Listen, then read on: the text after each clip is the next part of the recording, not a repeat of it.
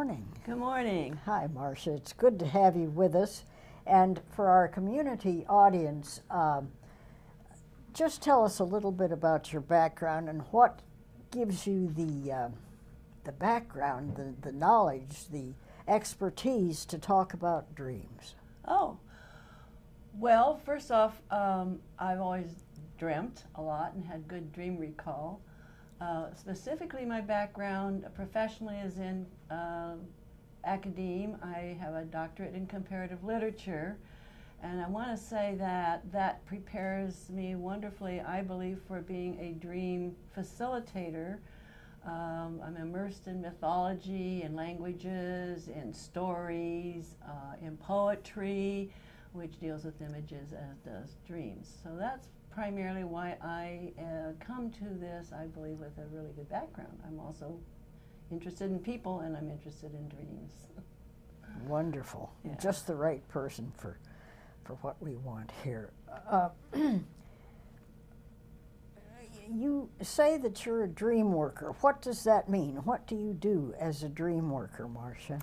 Well, what I do as a dream worker is facilitate the process for others to tell their dreams and to unpack the meaning of their dream as it resonates with them. It's not me telling them what their dream means, it's me helping them, guiding them to come to their own awareness of the importance of their dream to them. I have to add that I primarily work in groups and not with individuals, though I do work with individuals, but not primarily.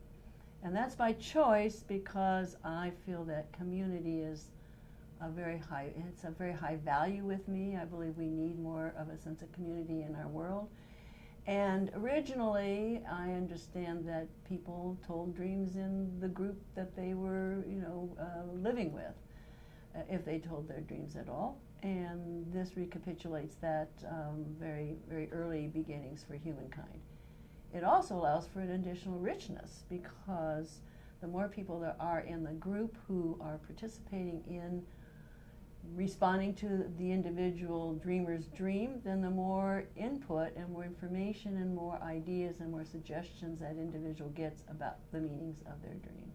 It is for the dreamer to decide what it means, but it is for all of the other people in the dream community, usually there's 8 or 10 people in my groups, to come up with what, if it were their dream, what it would mean to them. Yeah. Well, I have had the good fortune of attending some of your classes, and there's a kind of a radiated feeling that goes out over time and is very helpful. I go back often in my memory to things that have come up, and so it's been very enriching. Marsha, tell us, why are dreams so important? Oh, that's a really great question. Well, first off, all people dream. We might not all have good dream recall, and in the Western culture, that is almost a problem from a dream worker's point of view. Our lives are very busy, very crowded, and we don't have the leisure as well as the quietness to recall. When we do, however, our dreams can give us guidance. Many believe that our dreams come to us from, the Western thought about that is that our dreams come to us from our own unconscious, where we have a lot of material that wants to come into awareness and that we need it to come into awareness. And our dreams bring it to us and brings it into our awareness so that we can become more aware of that. There are some also in our culture who believe that that unconscious part of ourselves that generates the dreams is also connected to higher power, so that there is a very strong spiritual component to our dreams. I'm not overly concerned about which is which. I believe that our dreams do bring us into our spiritual selves as well as our worldly selves, as well as our private interior selves, so that we get a richness of information about where we are in our lives and where we might be going and how we might get there. Thank you, Marsha. Um, it was Carl Jung who, as far as I know, really did a lot of initiatory work in with dreams. And so I wanted to ask you, what is your approach to dreams? Oh, yeah, thank you. Well, I think that the work that Jung did and the people who worked with him was absolutely critical for how we approach dreams today in the Western world. And I really do use the basic principles that were developed by Jung in the work that I do with my groups. I would also like to say that the method that I use, which is one that works best with a group of people, is sometimes called projective dream work, because it's based in the idea that when I respond to someone's dream, when you respond to your friend's dream, when you're at the breakfast table responding to your child's dream, that we are responding through who we are, all of our background, all of our readings, all of our feelings, all of our experiences, and therefore we are in that sense projecting onto the other person's dream what the meaning might be, which is of great value. It is not of lesser value for that reason. And this was developed, by the way, by a psychotherapist on the East Coast named Montague Ullman, and it's been practiced by many of us. Most very well-known proponent of this approach has been Jeremy Taylor, who just very recently also died, as has Montague Ullman. So this approach actually does use, as I say, Jungian principles, one of which is only the dreamer can know for sure what the dream means. Also that there's more than one meaning to a dream in every dream. Also that all dreams come to us in the service of health and wholeness. They do not come to harm us, they come to guide us. Yeah. I'm so glad you pointed that out. So when you do an evening of dream work with a group, what is the purpose of it? Oh, well, the purpose is many. There are many purposes. For me, what brings me to dream work is the perceived necessity of increased self-awareness for individuals as well as for, and this is a Jungian concept, the collective unconscious. And I originally came to dream work through social justice work, where I realized that if the world is to become a better place, it's not going to happen because of the efforts of just one person or just a small group of people, but by basically all of humanity shifting consciousness. And I realized that one of the best ways to reach that consciousness was through our dreams and the impact individuals' dreams have on the collective. More about that perhaps at another time, but and so that is for me the objective in doing the work I do, is to help people understand their dreams, bring the content of their dreams into their awareness, and it always brings people to their better selves. It never tells, our dreams never tell us to harm others. That's been my experience, and I've been doing this for 20 years. Yeah. Well, I think dreams also, one of the things that has fascinated me is that it's a tool to help a person become a better person. Mm-hmm. And that's a beautiful and necessary thing if we're going to move on. Right. So anyway, how do you think people benefit from dream work? Oh yeah, measurably, immeasurably. Just the being in a dream group, and again I emphasize the groupiness of dream work.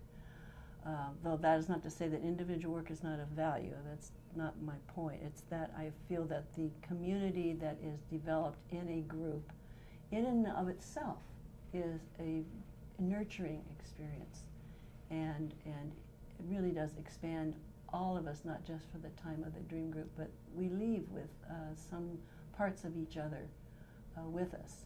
And that is enriching, and I think it enhances our individual humanity. So there's many benefits that occur in a dream group, and I personally do believe that it also does enhance our overall well-being and health. Because when we are in the process of being our full selves and being held with the love and attention that I experience in the groups that I'm in, then that benefits each of us individually in a very kind of profound, even cellular way. So you can see that I think that dreams and working with our dreams in a conscious way is a very vital part of developing into the best person we can be. Lovely, Yeah. lovely, thank you. You say going into a person's dreams helps health. Now, you've done this for 20 years. Have you got a concrete example of how dream work has helped a person through a health crisis? Well, if you're talking about physical health, yes, there have been times when the imagery in a dream points to a physical health issue. Mm-hmm.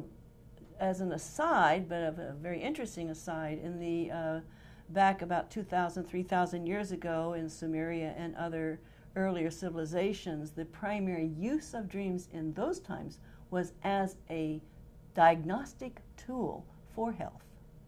Really? And that was how it was used so very much. Western, we've developed an additional kind of mental health and mm-hmm. emotional health as mm-hmm. well, but originally it was used as a diagnostic tool, as I say, from physical health. And the imagery in dreams can point to issues that your body's experiencing. Your body knows that before even you can necessarily know it yourself. So there have been occasions when the imagery has pointed to digestive issues, plumbing, a house, a dream about a house where the plumbing is falling apart. The question of the dreamer is, you know, how's your digestive system? How's your internal plumbing? Would be one place to go. So there's been that. There's any kind of issue like that can come up through our dreams. There is a wonderful story that Jeremy Taylor, who I consider my mentor, would tell, and that is of a dream imagery that pointed to, it was actually rotting meat in a basement in a dream, which pointed to questions about the physical health, and that dreamer found that she had cancer. So, and was able to address that before it had gotten more advanced. So it can actually be helpful in that way, and I always encourage the people who work with me to always ask themselves, is there anything in my dream that's pointing to some physical ailment or physical needs that need to be addressed? Or emotional too? Certainly emotional is always there, and what do I need to be doing emotionally to bring myself into balance or to be in better health? Are Yes. there any other things similar to this, or maybe dissimilar even, that you ask too? You mean in terms of health? In terms of health, yes. Well, sometimes what we're trying to do in our dreams is to understand why we feel the way we feel, and in that sense we're moving more in the kind of the traditional realm of psychotherapy, if you will, and I always rush to say that my background is not in psychology or psychotherapy, but is in education, actually. So I feel like I'm an educator. But when we get into that realm, you know, it is for the dreamer to want to explore, to the extent they're comfortable, where their dreams are taking them in terms of their emotional health. Yeah. Interesting. Well, it's kind of an infinite. It is infinite. Infinite kind of thing, Yeah. isn't it? Yeah. And therefore very valuable. Yeah. Keeps one busy for a lifetime, doesn't it? Oh, yes. If it's a lifetime practice. Have you at all looked into, for instance, the Achuar Indians in South America and what they do? And they're very into dreams. And Yes, as a matter of fact, interesting you mentioned the Oshawa in particular, because I've read a couple of papers recently that have been published about the Oshawa, which is a dreaming culture. They're not the only ones. Many indigenous cultures still are, those that are still somewhat intact, and not all, but some are dream cultures. By that we mean they are cultures that rely upon telling their dreams to each other on a regular basis in the community as part of the community traditions, and learned from them. And of course the stories of the Oshawa have come much into the Western realm, because they've recently had dreams that have pointed them to partnering with the West in order to resolve some of the issues that are coming up in the Amazon basin where they live, which is destroying their culture. Yeah, that's another interesting use of dreams. Well, you interpret dreams for all kinds of reasons. One is health, guideposts to better health, but you do this through symbols, I would think. What does a tree, for instance, mean in a dream, and to a certain person? So can you tell us a little bit about how important symbols are, and how do you interpret all the symbols in a dream? Because dreams are funny. Yeah. Well, dreams do, of course, always have a literal meaning. There's the story of a dream that the dreamer, and when I tell my dream to somebody, I make it into a narration of sequence chronologically, and there's a story in it. Even if it's just an image, there's some story in that image. That's the literal meaning. And beyond that, then, all of the imagery in a dream, all the imagery, down to even the little rock that's in the road, can have a symbolic meaning. And sometimes then we move into archetypes, which I'm going to not talk about because that's interesting but gets kind of complicated. But the symbols in a dream, there are archetypal meanings or planetary meanings, meanings that we share around the planet. For example, blue, the color blue. So very often that references, there's the color blue of the sky, and so it gets associated with the coolness of the color, and so then that brings in the feelings of coolness. And so there's a symbolic meaning that is shared by many individual persons, and then there can sometimes be a very private meaning that belongs to the dreamer. And it's important to allow the dreamer to come up with their own association with an image, a dog, a tree, a house, a rock in the road, even the individual person who's in my dream with me. They can all take on very symbolic meanings, archetypal meanings, and they can also have very private meanings. So that adds to the richness, and it adds to the meaning. When you move into metaphor and symbol, you're moving into an arena of much richness that the literality of the storyline of one's dream cannot necessarily bring forth. That's why we do go into the universal language of symbols and metaphor. You mention archetypes, and can you tell our audience what is an archetype, and how do you use it to help a person? Yeah, now this is a Jungian development too, which I think is absolutely brilliant. And what he learned and then talked about was, in terms of archetypes, is that they are basically universal impulses in humankind. Other animals have instincts. We're comfortable talking about the instinct of the dog or the instinct of the birds who flock together. Humans have instincts, according to Jung and others. And that is basically what an archetype is. And what humankind has done, because we love to tell stories, is that we have then taken those impulses of instinct, the instinctual impulse, and have built stories around it, so that by now we actually have storylines that go along with an archetype. We have gods and goddesses that embody archetypes, but the archetypes are not that image of the god or the goddess or the story. It is the instinctive impulse behind it, such as the impulse of motherhood, the impulse of fatherhood, the impulse of couples, the impulse of those are the most basic ones, and I could go on. And yeah, so that's how that happens, as we tell stories around those impulses. Yeah. Interesting. I know I've certainly enjoyed being in some of your classes and found them very worthwhile. But tell us a little bit about your classes and how you what you do in a 2-hour session. Right. Well, usually my groups are under 10 people by design, because I want them to be small enough that the individuals can get to know each other. I organize my group experience in a series of 8 to 10 sessions for each sequence, and usually I correspond them with the quarters of the year. And we start by doing a check-in. Everybody kind of gives a minute or two of what's happening to them in their lives. That gives us all context of what's happening. And then we stand and hold hands, and I lead people in a guided meditation, which is designed to bring us together as a group, and is designed to let go of what is happening in the immediate moments of our lives preceding the group, so that we can kind of clear the ground for being together. Then I ask for someone to bring forth a dream. A person does. We listen.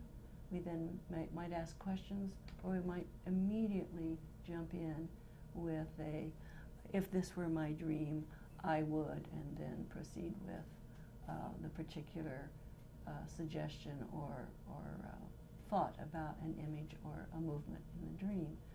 We will work the dream in that fashion until the dreamer feels done. It can sometimes be a half hour, but more often it is an hour and a half that we actually will stay with one dream. When we come to an end, and it usually is arbitrary, it's usually dictated by the clock because we're running out of time, we will bring the dream to a close in a structured way, ending with the dreamer, who always has the last word. And then at that point, then the dream work is complete. We will then hold hands, do a closing meditation to close out our work together. And it's a very sweet process, actually, very tender. Yeah. Here in the Western world, Marsha, we're so busy, we're so very active, overactive even, perhaps. We don't sit down and think about our dreams. I mean, I don't have time, honestly. Yeah. It's just amazing. So why does dream work need a good facilitator? Oh, okay. Well, first off, I think it's not absolutely necessary for it by any means that dream work be facilitated. We're all dreamers. Humans have been dreaming since the beginning of time, and I'm sure many people, and I always have, you tell your dreams to your friends and so forth. There can be groups of people who are dreaming and sharing their dreams with each other with no need for a facilitator. The facilitation, however, I find, of course, I have been facilitated in dream groups that I was in prior to becoming a professional dream worker.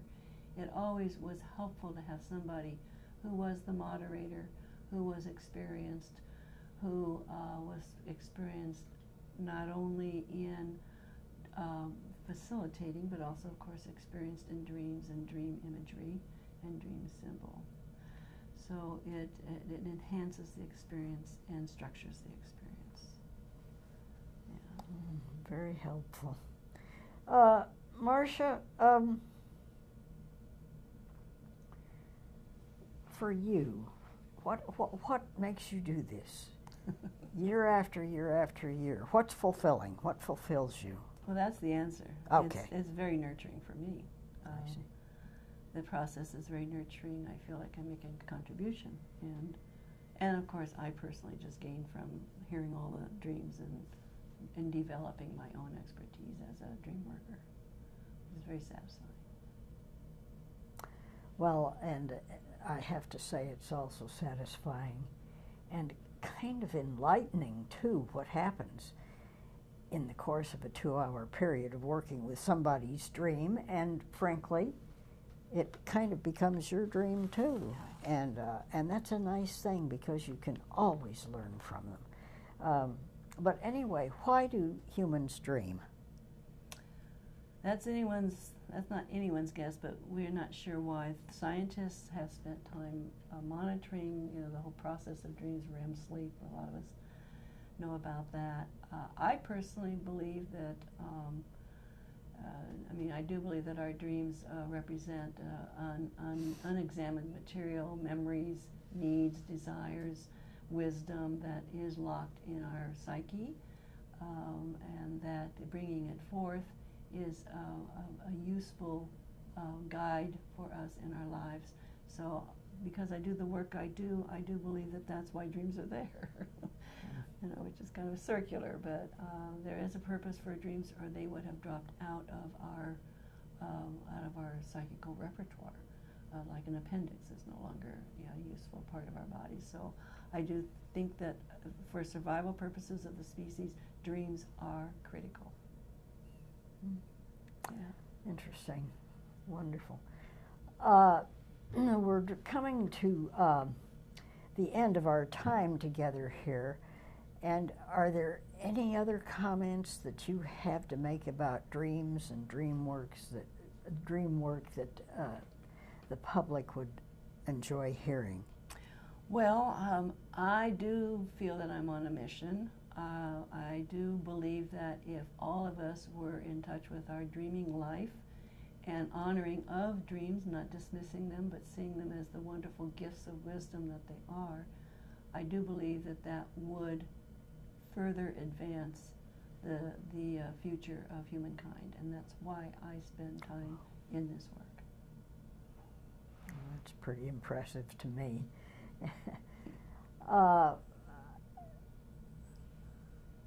Marsha, you're contributing tremendous things to the world, to humanity, and as a participant in your workshops, your classes, I want to thank you because invariably I'm deeply moved by what goes on. It's very special, it's very individual, and yet it's universal at the same time. So thank you for what you're doing for us. Well, thank you. Keep up the good work. Thank you for having me. It's wonderful, Rebecca. Thank you.